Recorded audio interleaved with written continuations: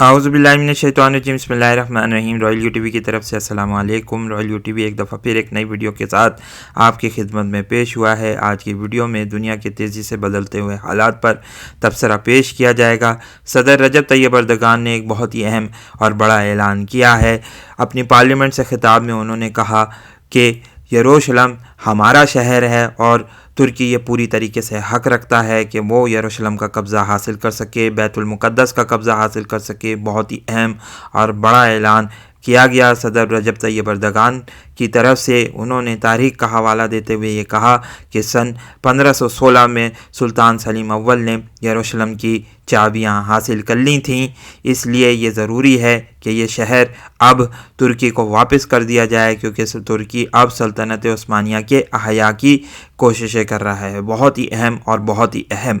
बड़ी ख़बर हमारी ख़याल में, क्योंकि ये अगर तारीख़ी एतबार से देखा जाए, यरूशलेम की तारीख़ को टटोला जाए, पढ़ा जाए, तो ये बात सामने आती है कि ये तारीख़ी शहर बहुत ही अहमियत का हामिल रहा। मुसलमान भी इस बात पर यकीन रखते हैं कि ये हमारा क़िबला अव्वल है और यहीं से रसूल अल्लाह सल्लल्लाहु अलैहि वसल्लम ने आसमान की तरफ जो है वो सफ़र का आगाज़ किया था, यानी मेराजुन नबी का जो आगाज़ हुआ था वो मस्जिद अक्सा से ही शुरू हुआ था। तो इस वजह से ये शहर बहुत ही अहमियत का हामिल मुसलमानों के लिए। यही बात सदर रजब तैयब एर्दोगान ने अपने ख़िताब में भी कही है। बहुत ही ज़्यादा इसको अगर देखा जाए तो हम इस पर बड़ी बातचीत कर सकते हैं, देख सकते हैं कि क्या है। हम ये बात भी जानते हैं, तारीख़ में पढ़ सकते हैं कि ये करीबन शहर जो है वो 5000 क़ब्ल अज़ मसीह में कायम किया गया, फिर करीबन 1000 क़ब्ल अज़ मसीह में इस पर बुनियादी तौर पर हज़रत दाऊद अलैहिस्सलाम ने कब्ज़ा किया, जैसा कि कुरान की आयत हमने पिछले एक वीडियो में पेश भी करी थी, जिसमें ये बात कही गई थी कि हज़रत तालूत अलैहिस्सलाम की क़यादत में हज़रत दाऊद अलैहिस्सलाम ने जालूत के ख़िलाफ़ जो है वो जंग की थी, और फिर थोड़े अरसे के बाद उनको हज़रत तालूत अलैहिस्सलाम का जानशीन चुन लिया गया था। उसके बाद एक बहुत बड़ी किंगडम का आगाज़ हुआ, जिसको किंगडम ऑफ इज़राइल कहा जाता है।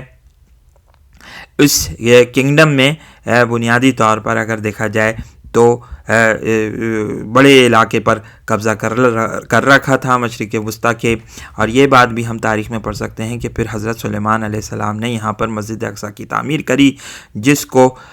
मुसलमान मस्जिद अक्सा कहते हैं, जबकि यहूदी इसको हैकल सुलेमानी के नाम से याद करते हैं। लेकिन हम फिर बाद में ये बात भी जानते हैं कि नबूकदनेस्सर के ज़माने में करीबन 580 क़ब्ल मसीह में उस वक्त नसर ने जिसका नाम नबूकदनेस्सर भी कहा जाता है, उसने इस पर कब्ज़ा कर लिया था।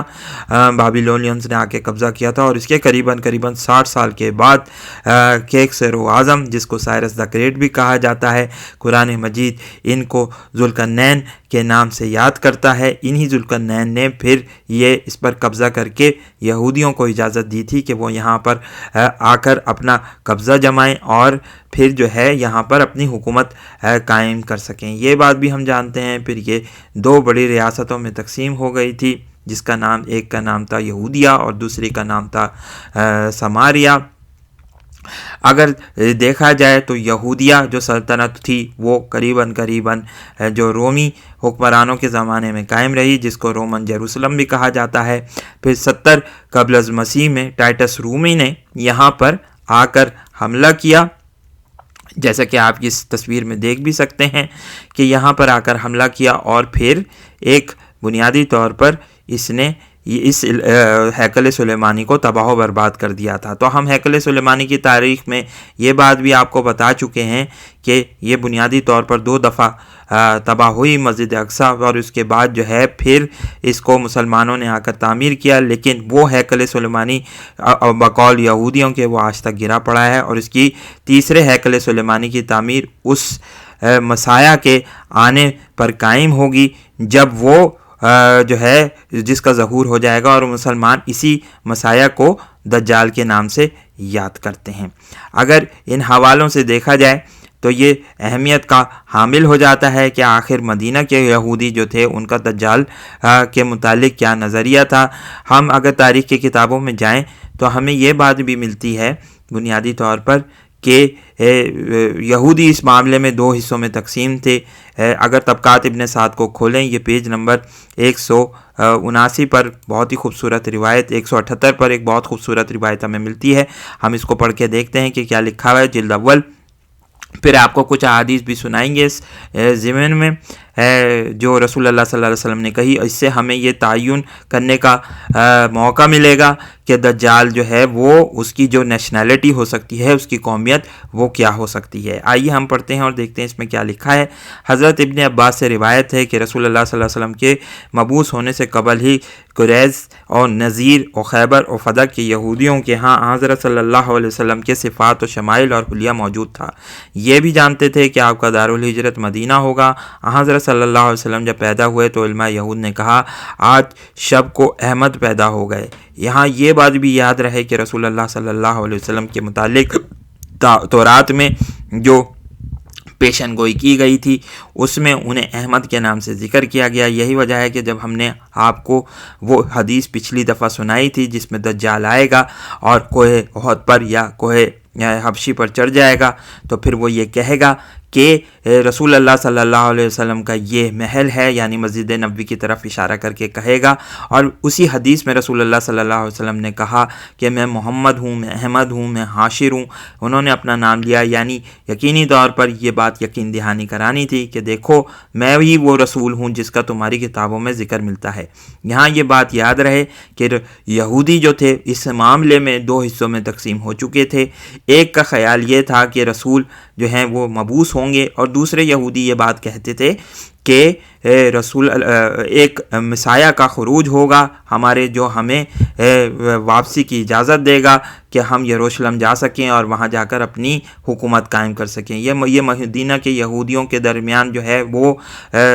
اس معاملے میں تھوڑا سا اختلاف پایا جاتا تھا، لیکن بات یہاں یہ بات بھی یاد رہے کہ جب ان لوگوں کا کسی بھی عرب مشرک سے کوئی جھگڑا ہوتا تھا تو یہ لوگ یہی کہتے تھے کہ آنے دو وہ وقت جب ہمارا مسیحا نمودار ہوگا، پھر ہم تم سے ایک ایک کر کے انتقام لیں گے۔ تو بہرحال اس سلسلے میں یہ دو روایتیں تھیں۔ یہی وجہ تھی کہ جب رسول اللہ صلی اللہ علیہ وسلم مدینہ منورہ آئے ہیں تو ان میں سے کچھ یہودیوں نے یہ بھی سمجھا تھا کہ یہ وہی ہمارے مسیح ہیں جن کے متعلق تورات میں ذکر ہے۔ ہم تھوڑی سی دیر میں جو ہے وہ دجال کا کانسیپٹ، جو مسیح کا کانسیپٹ ہے جو تورا میں آیا ہے، اس کو بیان کرنے کی کوشش کریں گے اور دیکھتے ہیں کہ اس میں کیا لکھا ہے تاکہ اندازہ ہو، کیونکہ یہ بات یہاں پر یاد رہے کہ یہودی بنیادی طور پر یہودیوں سے جس مسیحا کا وعدہ کیا گیا تھا وہ حضرت عیسیٰ علیہ السلام تھے، لیکن چونکہ یہ لوگ اس بات پر بیلیو کرتے تھے کہ وہ مسیحا جو ہے وہ بنیادی طور پر ایک بادشاہ ہوگا، اور وہ حقیقی طور پر اگر دیکھا جائے گا جو یہودیوں کا یہاں نظریہ تھا وہ یہ تھا کہ یہ لوگ یہ سمجھتے تھے کہ ان کا تعلق حضرت داؤد علیہ السلام کی لینیج سے ہوگا، جبکہ حضرت عیسیٰ علیہ السلام جو تھے وہ ایک تھوڑے سے الگ مختلف خاندان سے تعلق رکھتے تھے۔ اس لیے یہودیوں نے ان کو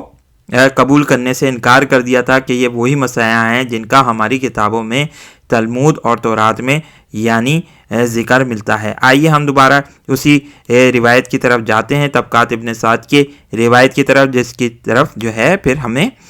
تھوڑا سا مزید وضاحت ملتی ہے۔ دوبارہ اس کو پڑھتے ہیں۔ ابن عباس سے روایت ہے کہ رسول اللہ صلی اللہ علیہ وسلم کے مبعوث ہونے سے قبل ہی قریظ اور نذیر اور خیبر اور فدق کے یہودیوں کے ہاں حضرت صلی اللہ علیہ وسلم کے صفات و شمائل اور حلیہ موجود تھا۔ یہ بھی جانتے تھے کہ آپ کا دارالہجرت مدینہ ہوگا، یعنی وہ لوگ جانتے تھے کہ یہ مدینہ ضرور آئیں گے۔ حضرت صلی اللہ علیہ وسلم جب پیدا ہوئے تو علماء یہود نے کہا شب کو احمد صلی اللہ علیہ وسلم پیدا ہو گئے۔ یہ ستارہ نکل آیا جب آپ نبی ہوئے تو انہیں لوگوں نے کہا احمد صلی اللہ علیہ وسلم نبی ہو گئے۔ وہی ستارہ طلوع ہو گیا جو کسی نبی کی نبوت کے وقت طلوع ہوا کرتا ہے۔ وہ لوگ اس کو پہچانتے تھے، آپ کا ذکر پڑھا کرتے تھے اور آپ کی صفات بیان کرتے تھے، مگر حدس و سرکشی کی وجہ سے انکار کر بیٹھے۔ یہاں پر ہم ایک اور روایت کا بھی ذکر کر سکیں جس میں حضرت صفیہ رضی اللہ تعالیٰ عنہ نے جب غزوہ خیبر کے بعد رسول اللہ صلی اللہ علیہ وسلم کو وہ واقعہ بھی سنایا تھا جس میں ان کے والد اور چچا نے یہ بات آپس میں گفتگو کری تھی کہ وہ جانتے تھے کہ رسول اللہ صلی اللہ علیہ وسلم ہی وہ نبی ہیں جن کا ان کی مقدس کتابوں میں ذکر پایا جاتا تھا، لیکن پھر بھی انہوں نے اس بات کا انکار کیا تھا کہ ہم اس نبی کی نبوت پر ایمان لائیں گے۔ ٹھیک، یہ ہو گیا۔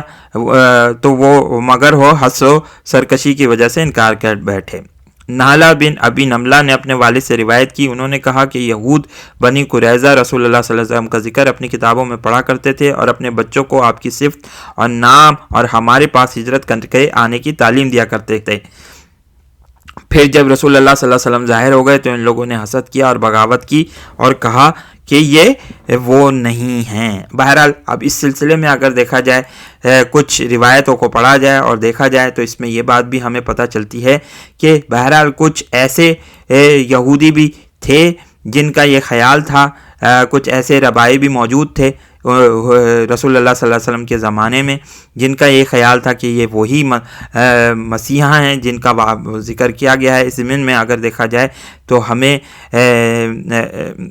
ربعی مخیرق کے نام کے متعلق ملتا ہے تاریخ میں کہ انہوں نے رسول اللہ صلی اللہ علیہ وسلم کا ساتھ دیا تھا اور احد کے لڑائی میں شرکت بھی کی تھی رسول اللہ صلی اللہ علیہ وسلم سے، کیونکہ ان کا یہ خیال تھا کہ یہ وہی مسیحا ہیں جن کا ذکر ہماری کتابوں میں ملتا ہے۔ بہرحال اگر دیکھا جائے، اس کو ایک حوالے سے دیکھا جائے تو رسول اللہ صلی اللہ علیہ وسلم کے انتقال کے بعد حضرت عمر فاروق کے زمانے میں بیت المقدس فتح ہوا، جہاں پر ایک معاہدہ بھی کیا گیا تھا کہ یہودیوں کو دوبارہ جو ہے وہ ہیکل سلیمانی کی زیارت کی اجازت دی جائے گی، کیونکہ تاریخ میں ہم یہ بات بھی جانتے ہیں کہ عیسائیوں نے جب ان کے وہاں پر یروشلم کی حکومت جب قائم تھی، رومیوں کی حکومت قائم تھی، تو انہوں نے یہودیوں کا داخلہ فلسطین کے علاقے میں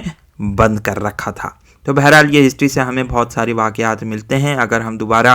حالیہ ہسٹری کی طرف آئیں تو ہمیں یہ بات بھی ملتی ہے کہ قریباً سن 1917 میں جب جنرل ایلن بی نے یروشلم کو فتح کیا تھا تو اس کے ساتھ بہت بڑی تعداد میں وہ لوگ بھی موجود تھے جو چاہتے تھے کہ یہاں پر اسرائیل کا قیام ہو۔ آئیے تھوڑا سا ہم اس کو دیکھتے بھی ہیں، ہسٹری میں تھوڑا سا آپ کو بتاتے ہیں کہ کیا ہے،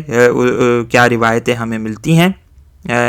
یہ سلسلہ موجود تھا اور یہ بات بھی ہم جانتے تھے، تاریخ میں ہم اس کو پڑھ سکتے ہیں کہ بعد میں سن 1948 میں یہ اس کا اسرائیل کا قیام پذیر ہوا اور پھر دیکھتے ہی دیکھتے اگر دیکھا جائے تو یروشلم نے بہت زیادہ ترقی کری۔ یہ بات بھی ہمیں تاریخ میں ملتی ہے کہ 1930 سے پہلے تک یروشلم کی جو آبادی تھی وہ قریباً 8000 کے قریب تھی، لیکن اس کے بعد جو ہے پھر یروشلم جو تھا بنیادی طور پر ان قدیم عمارتوں تک، ان قدیم دیواروں تک محدود تھا، وہ پرانی دیواریں موجود تھیں اسی تک محدود تھا۔ پھر اس کے بعد اس نے بہت تیزی سے پھیلنا شروع کیا اور بڑی تیزی سے اس کی آبادی پھیلی ہے، اور یہی وجہ ہے کہ ہم رسول اللہ صلی اللہ علیہ وسلم کی اس حدیث کی تصدیق یہاں پر کر سکتے ہیں جس میں رسول اللہ صلی اللہ علیہ وسلم نے کہا کہ بیت المقدس کی آبادی جب عروج پر پہنچ جائے تو مدینہ کی ویرانی شروع ہوگی اور پھر فتح قسطنطنیہ کا واقعہ پیش آئے گا اور اس کے بعد جو ہے وہ دجال نمودار ہوگا۔ تو بہرحال آہستہ آہستہ لگ رہا ہے کہ ہم ان واقعات کی طرف بڑھ رہے ہیں۔ اگر دجال کی دیکھا جائے تو ان تمام روایتوں سے ہمیں یہ بات ثابت ہوتی ہے کہ یہودیوں کے ہاں بھی یہ کانسیپٹ تھا کہ ان کا جو مسیح ہے وہ ہو سکتا ہے، پاسبلٹی یہ ہے کہ اس کا تعلق عرب سے ہو۔ اگر ہم رسول اللہ صلی اللہ علیہ وسلم کی احادیث کو بھی پڑھیں تو ہمیں یہ محسوس ہوتا ہے کہ دجال کا تعلق کسی عربی علاقے سے ہی ہو سکتا ہے، اور اگر تھوڑا سا اس کو غور کیا جائے، احادیث کو مزید پڑھا جائے اور دیکھا جائے تو اس میں یہ بات محسوس ہوتی ہے کہ شاید اس کا تعلق مشرق کے کسی علاقے سے ہوگا، عرب کے کسی مشرقی علاقے سے ہوگا۔ اور ہم یہ بات بھی جانتے ہیں کہ نجد کے حوالے سے رسول اللہ صلی اللہ علیہ وسلم کی احادیث موجود ہیں جس میں رسول اللہ صلی اللہ علیہ وسلم نے کہا کہ نجد میں فتنے ہیں، بلبلے ہیں، تو کوئی پاسبلٹی یہاں پر موجود ہو سکتی ہے کہ اس کا تعلق جو ہے وہ کسی نجدی قبیلے سے ہو۔ آئیے اس کو ہم مزید رسول اللہ صلی اللہ علیہ وسلم کی اس خوبصورت اور مشہور ترین حدیث جو کہ ہمیں ملتی ہے بخاری شریف میں، اس کا انگریزی ہمیں اس وقت جو ہے ہمارے پاس ترجمہ ہے، ہم اس کو اردو میں آپ کو بتاتے بھی ہیں۔ والیوم 9 بک 87 حدیث نمبر 153، اس میں رسول اللہ صلی اللہ علیہ وسلم نے فرمایا، اس کو ہم انگلش میں بھی پڑھ کے سنا دیتے ہیں پھر اردو میں سناتے ہیں۔ حضرت عبداللہ بن عمر سے یہ روایت ملتی ہے رضی اللہ تعالیٰ عنہ سے، رسول اللہ صلی اللہ علیہ وسلم نے فرمایا while I was sleeping I saw myself performing the tawaf of the Kaaba. Behold, there I saw a whitish red lank haired man holding himself between two men and water dropping from his hair. यानी तर्जुमा ये है कि मैं सो रहा था, मैंने ये देखा कि मैं खाने काबा का तवाफ़ कर रहा हूँ। वहाँ पर मैंने देखा कि एक साहिब हैं जिनके जो है क्या कहते हैं तकरीबन ऐसा नज़र आ रहा है कि जैसे लाल बाल हों, और ये दो आदमियों के दरमियान जो हैं वो हैं और इनके बालों से पानी टपक रहा था। मैंने पूछा I ask who is this, the people replied he is the son of Mary. यानी मैंने पूछा कि ये कौन साहिब हैं, तो लोगों ने जवाब दिया कि ये हज़रत इब्ने मरियम हैं, यानी हज़रत ईसा अलैहिस्सलाम हैं। Then I turned my face to see another man with red complexion, big body, curly hair and blind in the right eye which looked like a protruding out grape. I asked who is he? They replied he is a Dajjal. इसके बाद मैंने अपना चेहरा जो है चेहरा अनवर दूसरे आदमी की तरफ किया जिसका सुर्ख सफ़ेद चेहरा था, जसीम था, बहुत बड़े यानी बॉडी, बिग बॉडी थी उसकी, कर्ली हेयर थे यानी घुंघरियाले बाल थे, और वो दाईं आंख से काना था, जैसे कि ऐसा लगे जैसे कोई अंगूर उभरा है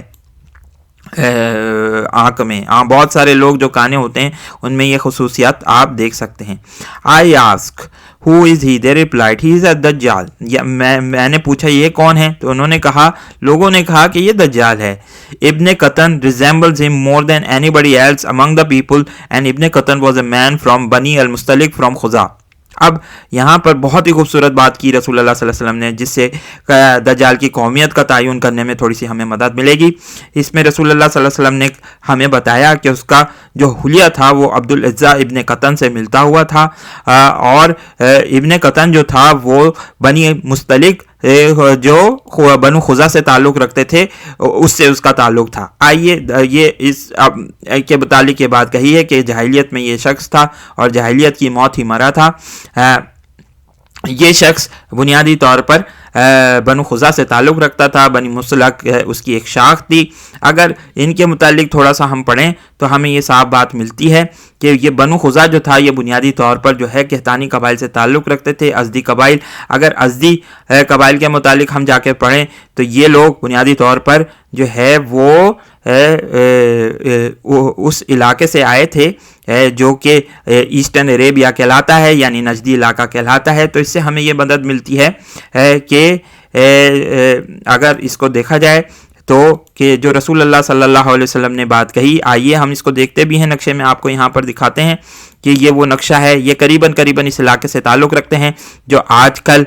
यूएई का इलाका समझा जाता है और बहरीन का, और ये इसी इलाके से जो है इस वक्त हम ये बात भी जानते हैं कि यहाँ ही इस इलाके में जो है वो डील की गई है इसराइल के साथ, और लग ये रहा है कि आहिस्ता आहिस्ता वो हालात पैदा होते चले जा रहे हैं, जिससे हमें ये बात महसूस होती है कि इसी इलाके में कोई छुपा हुआ यहूदी बिलाखिर ज़ाहिर हो जाएगा जो मसाया होने का ऐलान करेगा। वो मुसलमानों की मुसीबत के लिए भी जो है वो ये कहेगा कि मैं तुम्हारी मुसीबतें हल कर सकता हूँ। इराक़ में कहते हैं बहुत सारे लोग वो नमूदार होगा पहले, तो ये इराक़ का भी इलाका इससे बहुत करीब मिलता हुआ है। तो यहाँ से ये महसूस होती है कि इसका ताल्लुक़ जो है वो ईस्टर्न अरेबिया यानी सऊदी अरब के मशरक़ी इलाके से हो सकता है, नस्र से हो सकता है। तो ये बहुत पॉसिबिलिटी है, और हमें ये बात भी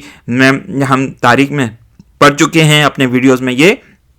साबित कर चुके हैं कि आले सऊद जो हैं वो इनका ताल्लुक़ भी इस इलाके से बताया जाता है, और ये लोग भी दज्जाल की आमद के लिए पूरी तरीके से तैयारियां कर रहे हैं और कोशिशें कर रहे हैं कि मदीना के इर्द गिर्द जो है वो किसी तरीके से यहूदियों की कोई बड़ी आबादी कायम की जाए, ताकि दज्जाल की जब आमद हो तो उसका इस्तकबाल बड़े शानदार अंदाज से किया जा सके। बहरहाल इस सिलसिले में हमें मज़ीद तहकीकात की ज़रूरत है। इस तहकीक को हमने आपके सामने रखा है और पेश किया है कि यरूशलेम की तारीख़ के हवाले से अगर देखा जाए और रसूलुल्लाह सल्लल्लाहु अलैहि वसल्लम की अहादीस को पढ़ा जाए तो ये बात महसूस होती है कि मदीना के यहूदी भी जिस मसाया का इंतज़ार कर रहे थे वो उनका ताल्लुक़ जो है वो अरब से ही बताते थे। वो लोग ये नहीं समझते थे कि ये बुनियादी तौर पर कोई बैतुल मुक़द्दस में उनका मसाया पैदा होगा, जैसे कि कॉमन बात यहूदियों की तरफ से कही जाती है। लेकिन बहरहाल लग ये रहा है कि एक ऐसा کلٹ بھی موجود ہے، کیسا طبقہ بھی یہودیوں میں موجود ہے جو یہ بات جانتا ہے کہ اس دجال کا تعلق جو ہے وہ عرب کے علاقے سے ہو سکتا ہے، اور